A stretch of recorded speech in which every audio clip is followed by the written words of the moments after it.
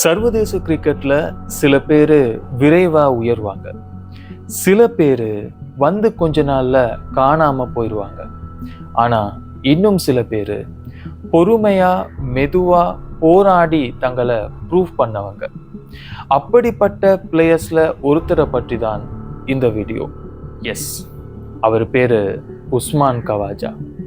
இது ஒரு கிரிக்கெட் வீரர் பற்றிய பார்வை மட்டுமல்ல, மன உறுதி, நிராகரிப்பு, நம்பிக்கை, போராடும் திறன் பற்றிய கதை. 1986 டிசம்பர் 18 பாகிஸ்தானின் இஸ்லாமாபாத்ல பிறக்கிறாரு. சிறு வயதுல குடும்பத்தோடு ஆஸ்திரேலியாவின் சிட்னிக்கு மூவ் ஆகுறாங்க. புதிய நாடு, புதிய மொழி, புதிய கலாச்சாரம். ஆனா ஒரு விஷயம் இது எல்லாத்தையும் தாண்டி அவருக்கு ஒரு பெரிய ஹோப் கொடுத்தது. அதுதான் கிரிக்கெட் மீதான காதல். உஸ்மான் கவாஜா எப்பவுமே ஃபியூச்சர் பற்றி கேர்லெஸ்ஸா இருந்ததில்லை. அவருக்கு கிரிக்கெட் ஆட வருது அப்படிங்கிறதுக்காக கல்வியை விட்டு தூரமாகலை. கிரிக்கெட் அவரோட பேஷன், ஆனால் கல்விதான் அவருக்கான கேடயம் அப்படிங்கிறத உறுதியா நம்பினார்.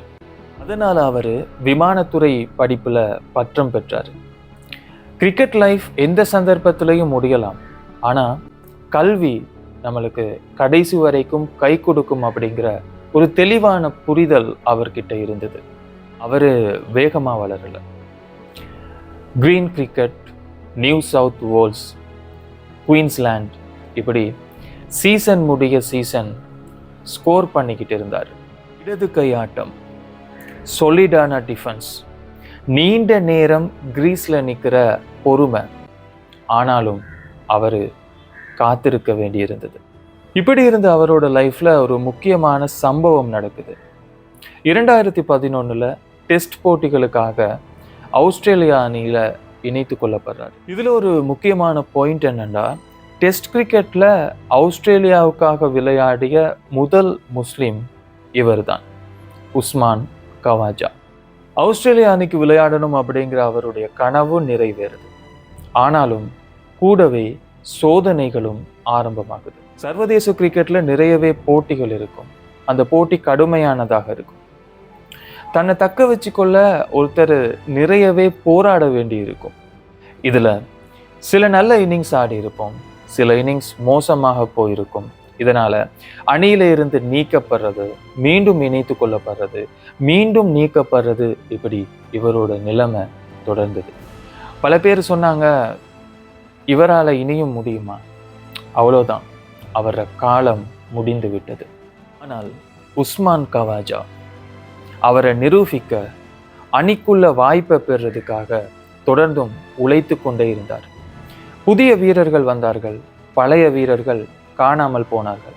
ஆனால் இவர் சைலண்டா உள்ளூர் போட்டிகளில் ஸ்கோர் பண்ணிக்கிட்டே இருந்தார். உடல் தகுதி, மன உறுதி, அனுபவம், இது எல்லாம் சேர்ந்த மாதிரி ஆஸ்திரேலியா அணிக்கு ஒரு ஓப்பனிங் பேட்ஸ்மேன் தேவைப்படுது. இப்பதான் உஸ்மான் கவாஜா ரீஎன்ட்ரி கொடுக்குறாரு. இந்த முறை அவரை நிறுத்த முடியல. ஆஸ்திரேலியா டீமுக்கு டெஸ்ட் கிரிக்கெட்ல ஒரு முதுகெலும்பா மாறி போறாரு. நீண்ட இன்னிங்ஸ், போட்டியை காப்பாத்துற ஆட்டங்கள், வெளிநாட்டு மைதானத்துல குவிக்கப்பட்ட ரன்கள், இப்படி டெஸ்ட் கிரிக்கெட்ல ஒரு தூணாக பார்க்கப்பட்டாரு. ஆஸ்திரேலியாவுக்காக ஆடிய போட்டிகள்ல 88 டெஸ்ட் போட்டிகள், 40 ஒருநாள் சர்வதேச போட்டிகள், 20 T20 போட்டிகள் என 8000க்கும் மேற்பட்ட ஓட்டங்கள் இவர் வசம். இதெல்லாம் வெறும் நம்பர்ஸ் இல்லை, இது பொறுமையின் பெருபேறு, நம்பிக்கையின் வெற்றி, மன உறுதியின் வெளிப்பாடு. இவரோட பெட்டிங்ல ஸ்ட்ராங்கான டெக்னிக்ஸ் இருக்கு. Excellent judgement in outside of stump. நீண்ட நேரம் கிரீஸ்ல நிற்க முடியும்.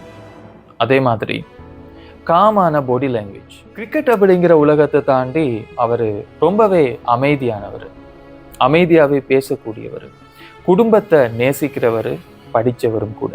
ஸோ உஸ்மான் கவாஜாவுடைய லைஃப் நம்ம கிட்ட சொல்ற விஷயங்கள் என்னன்னா, வெற்றி தாமதமாகவும் கிடைக்கும், பொறுமையா இருக்கு. உங்க பின்னணி வெற்றியின் அளவை வரையறுக்கிறது இல்லை.